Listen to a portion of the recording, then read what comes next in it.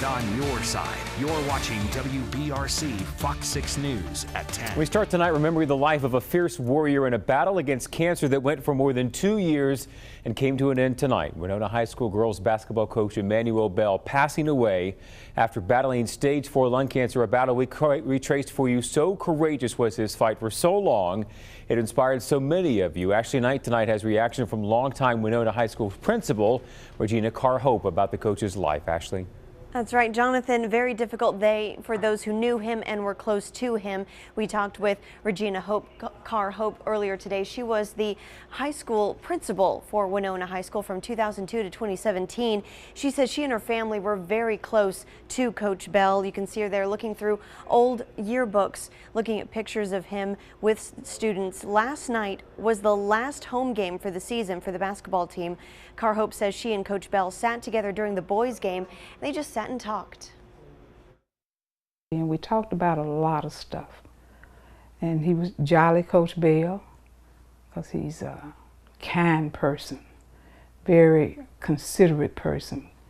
He cares about everybody. I always want to try to do something for somebody, but his heart was Winona High School.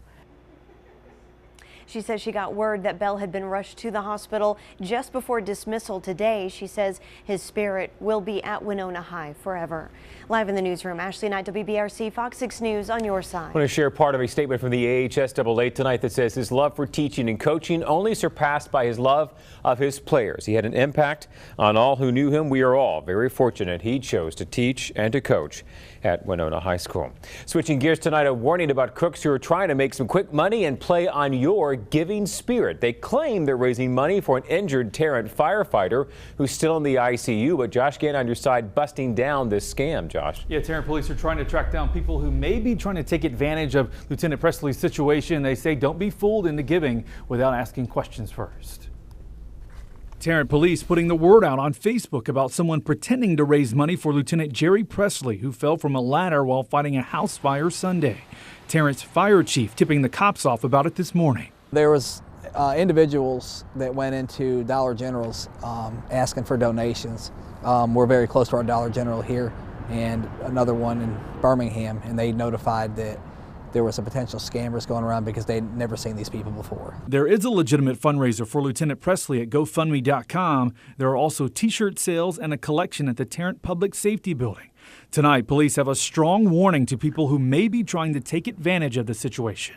If you are out there, we ask that you stop, because if you are caught scamming, we will prosecute you to the fullest extent of the law. Lieutenant Presley is still in intensive care. We're told doctors are waiting on pressure that's around his brain and spinal cord to stabilize before they can perform neck surgery. Detective Butterbrook worked with Presley on almost a daily basis. Just asking for prayers for the family and him at this time. Now, police say you'll find legitimate fundraising information on their Facebook page. We're told more fundraisers are being planned. There is a prayer vigil being planned for this Saturday at Fire Station number 2 in Birmingham. We'll post more about that and how you can donate on the WBRC News app. I'm Josh Kent, WBRC Fox 6 News on your side. Let's give you a live look right now at work happening on the I-5920 bridges downtown. Again tonight, the 31st Street ramp is closed for guardrail work. It'll start at 11 tonight, runs till 5 in the morning when it will reopen. In the meantime, 18th Street North is now open. Parts of Caraway Boulevard, though, are going to close again this weekend, though we suspect that will be the last time for that for a while. All right, new tonight, that deep freeze sweeping across the country has now claimed 13 lives as of this hour. The worst of those brutal temperatures finally passing, the mercury getting above 0 in Chicago. It's a balmy 2 degrees tonight. It won't go above freezing until the weekend, which means there are still dangerous temperatures in the days ahead. If you don't need to be outside at this time, don't go outside. These are actually a public health risk. And while the temperatures may be easing, there's a new round of snow coming just behind it. Have you ever heard a light post shiver? Well, you have now. That's how cold it has been in Michigan. This is in Cadillac, where temperatures tonight all the way to -20. And this is how cold it is in New Jersey. You want some water from the fire hydrant? Got to get the blowtorch out to thaw it out. Luckily, they got to the water in time to make sure everybody in a massive fire that destroyed 2 homes got out safely. JP, those are the extremes. It's something we sort of felt like we had the past couple of days, but today much better, and the trend is only increasing. That's right, Jonathan. You know, it seems a little cool out there right now, but by comparison, this is a heat wave compared to what folks are dealing with in the Midwest. It's 37 degrees right now in Birmingham, 34 in Jasper, Tuscaloosa 37, 41 degrees current temperature in Hoover as we check out our Sky Vision network. A clear sky out there, certainly no rain. Tomorrow, just a cool start. Temperatures down into the mid to upper 30s to start your day by around 10 a.m., 47 degrees, 51 at 11 a.m. Here is what's coming up next, and we are talking about warmer temperatures, highs in the 60s. Rain chances will climb early next week. We head into kind of an unsettled weather pattern and another cold front coming up next Friday. So you guessed it, we warm up and then we drop off again. We'll update you on the 7-day forecast, weekend weather, all coming up. All right, JP, no locks that work almost. Graffiti on the walls, toilets loaded with trash. That's what Walker County's new sheriff says he found inside what he calls a neglected jail. But as Alan Collins is going to show you, they're ready to spend $1 million to fix it. After taking office, Walker County Sheriff Nick Smith toured the county jail. What he found was neglect. Graffiti was painted on the walls, toilets abused. A bigger concern was locks at the jail were just not working. None of our locks are, I'd probably say about 90% of our locks don't work in the jail. So basically, the inmates have had free reign inside that jail for quite some time. This led to safety concerns for inmates and deputies. Smith got some of those inmates, in fact, to clean up the place. One thing that don't cost anything, and that is being clean. Being clean and sanitary costs $0. The Walker County Commission recently approved spending up to about $900,000 on improvements, such as new locks and more cameras. We're going to have about 97 cameras inside our jail facility, so there won't be any blind spots. The only place that we won't have cameras are inside the individual cells. Lighting and toilet improvements are also on the list. The sheriff says it's better to spend more money now or pay more later. And if we don't take the steps now to prevent the federal government from getting involved, then there's going to be an order come down that's going to cost more money to our taxpayers here in this county. Smith says he's thankful the county commission is letting him spend that money from the current jail fund. He says the new locks and cameras should be in place by June. Now to a sad update tonight on the search for this missing Tuscaloosa man. Police say they found his body, 66-year-old Charles Cardinal, in a car that had gone down a ravine on Hargrove and Loop Road. His family reported him missing on Tuesday. This is a new low even for thieves. Someone is emailing folks asking for money and claiming they're from a Hoover church. Some members of Bluff Park United Methodist say they got the email from someone pretending to be a staff member, asking you to go get a gift card and then send it to them so they can help someone in an emergency or difficult financial situation. It's not something that we would do. The church would directly make whatever payments on behalf of the individual or through whatever official agency to help someone out. We would not ever involve the congregants to go out and do this on their own. Staff says this is not the first time something like this has happened. They also say they're not the only Birmingham area church that's being targeted. In Lee County tonight, prosecutors are asking for the death penalty in a high-profile murder case that's now more than a decade old. Daryl Ennis, accused of killing Lori Ann Slasinski in Auburn back in 2006. The new court filing we found tonight shows he's not going to face a jury until at least next year. New information on this chase that started in Alabama and ended on I-10 in Mississippi. This 18-wheeler trying to run an ambulance off the road and then this pickup truck as well. Then into a 5-hour standoff with police while waving a machete around. The driver's name we know is now Michael Mack. He faces several charges like assault, endangerment, and criminal mischief.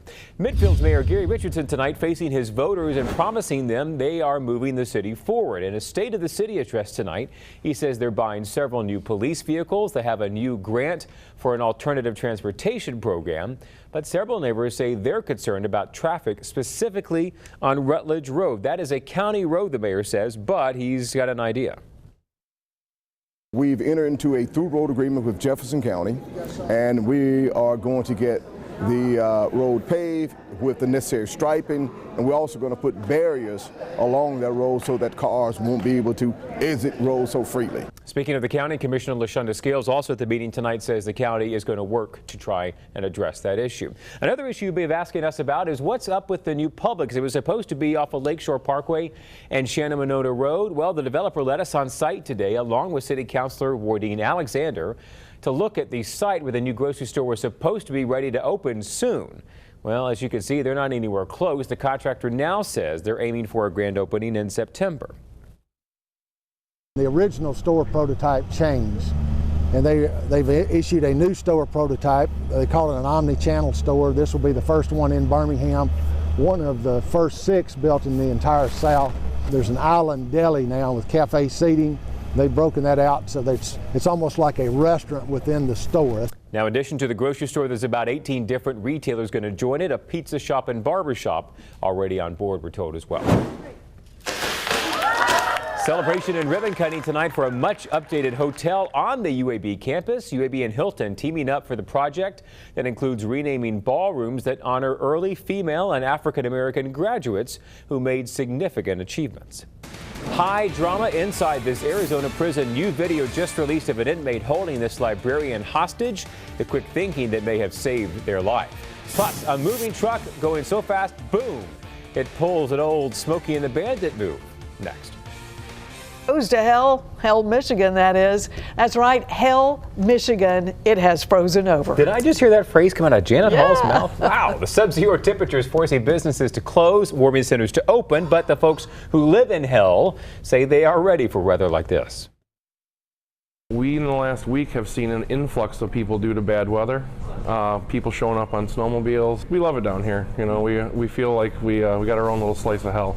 Yeah, if you want to go to Hell as well, you can find it in Michigan, Janet. No puns, about 15 miles northwest. Actually, I've heard you say that to me before. Michigan State, yes, but I was referring to the town. Tuscaloosa County Sheriff Deputy this morning, and check out the kindergartners there. Had a fantastic time. We talked about weather forecasting, weather safety, an exciting group of students all over the place. And one, I think, in there looks like Jonathan, you may recognize him. I think I see him. He's in the blue. That's him. That's Will Hardison there waving both hands. They had a great time today. Will had a great question about how we do the weather here on TV as well. Enjoyed it, all the students. Thanks for the gift, and look forward to coming out and seeing you guys at your school. Thank you, JP. Next, having a baby in the NICU is tough. I know Will was one of those NICU babies. How parents can check on their newborn, something I could have used a couple of years ago. As I've shared before, my wife and I are NICU veterans. 2 of our boys were placed in the neonatal intensive care unit for breathing issues, and being separated from your baby is a hard reality. And this couple, Dustin and Christine Williamson, are experiencing that right now. Yeah, they've got something you wish you had back then. Their son, Tanner, was born January 6th, more than 2 months premature. He's in the NICU at Brookwood Medical Center, and even when the Williamsons can't be at the hospital, they can still check on their son anytime. It's all thanks to cameras that are right there on top of the incubator.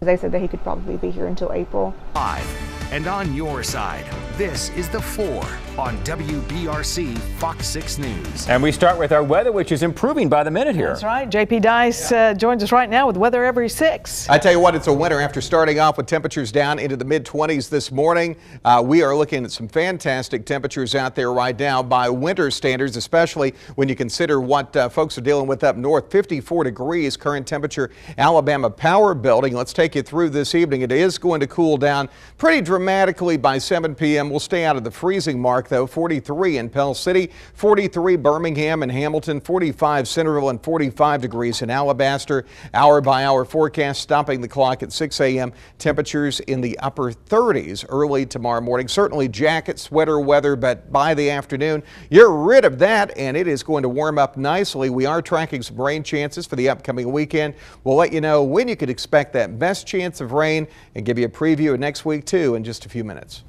Covering Shelby County and following up on a tip from some of our viewers about a domestic fight involving a knife. Hannah Ward asking questions about it today. She joins us now live. Hannah, what do you know?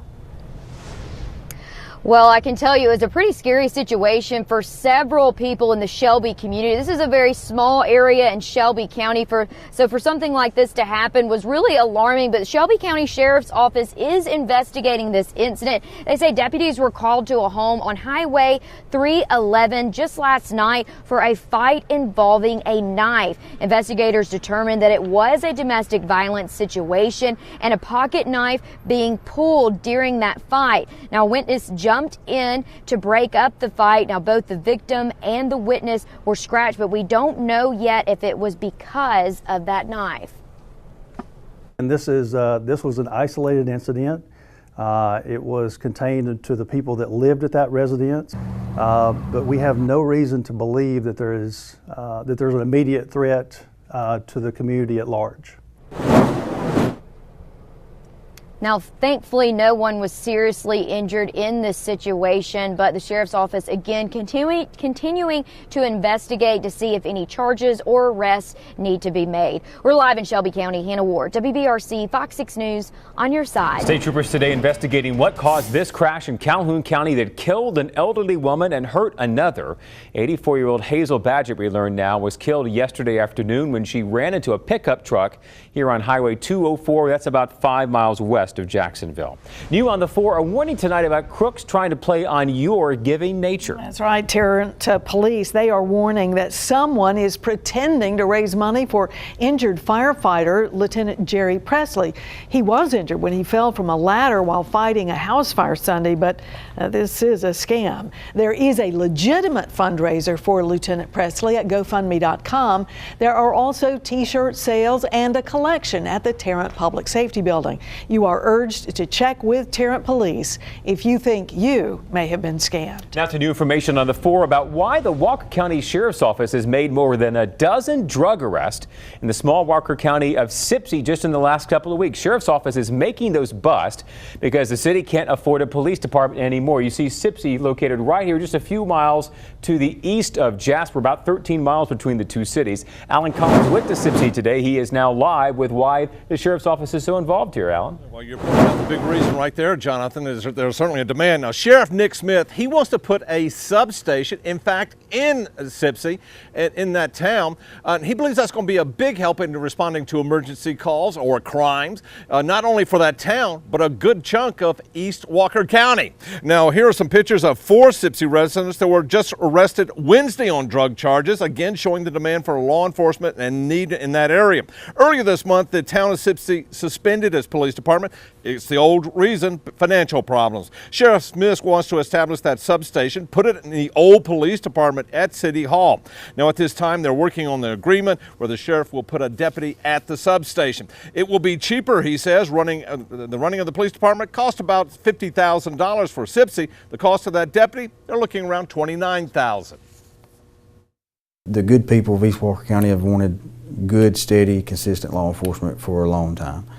And it's unfortunate that Sipsey's in financial crisis right now, but I see an opportunity for a win for the Sheriff's Department and also a win for the town of Sipsey. Now, Sheriff Smith says that substation will help reduce their response time in that entire area. Now, this is a part of the deal. He will provide the deputy for the next 6 months at no cost to Sipsey. After that time, he wants the city to pick up the cost of that tab. In Birmingham, Alan Collins, WBRC, Fox 6 News, on your side. This afternoon, just a few hours away from Senator Doug Jones hosting the first HBCU summit. It'll be at Lawson State. And we talked to Senator Jones about the event just a few hours ago. And this summit will highlight and celebrate the work being done at historically black colleges and universities. The summit will provide students, educators, and administrators an opportunity to exchange ideas and attend workshops. These schools, the HBCUs, are vital to the foundation of our higher education system in Alabama and around the country. They are doing incredible work to prepare the next generation of leaders, particularly on the workforce development front. The HBCU Summit is tomorrow at Lawson State Community College in Birmingham. Well, happening today, ground is broken for the new Sidewalk Film Movie Theater in downtown Birmingham. It's going to be in the basement of the old Pizzitz building. And this new theater will specialize in independent films and will be open every day year-round. Construction is expected to be completed later this year. All right, time for our weather. Every 6, nothing but sunshine today. And with that comes warmer temperatures. Chief Meteorologist JP Dice with a warming trend, JP, that is just really at the beginning of what should be a good long stretch here. Yeah, I think so, Jonathan. We've got new information about a major road project in Trussville. Next week, crews are going to close Trussville Clay Road between Springville and McFrancis Friday and Saturday. They're planning to replace that culvert right there, of course, weather permitting. New at 4:30, state troopers investigating a 3-car crash that killed a man from Ashland. 64-year-old Dennis Parker died when his car hit a truck on Highway 9. Troopers still trying to figure out what caused that crash.